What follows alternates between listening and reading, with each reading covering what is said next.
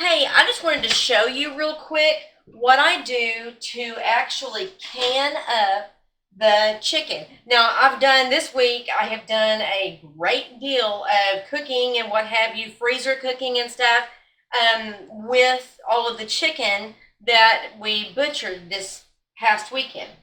But I am down now to all of the thigh and leg sections that I've got left over.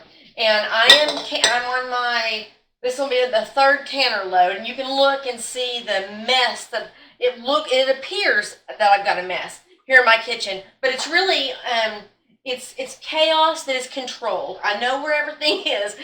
I just wanted to show you this real quick. I just pulled my jars out of the dishwasher, like in the middle of the heating rinse cycle, and so they're warm. And I've got my chicken quarters, whatever the leg quarters, still. I've got them all rinsed off and ready to go. But I wanted to show you what I do here when I can these. I just take on that joint on that between the thigh and the leg. I take and cut that right there so it'll bend over real close. And I cut it on the other side as well. And I just bend it up real tight like that. I've already got one in here.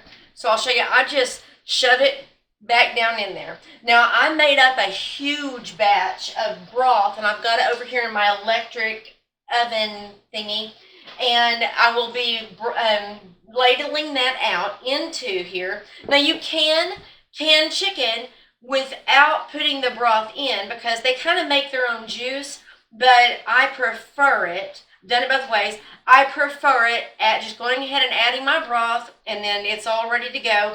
It cooks it perfectly, literally falling off the bone. When you are ready to use it and you can it, you can literally just reach in there. It just falls apart, makes it real easy to take the bones and toss them, and then you've got your shredded chicken or whatever you need.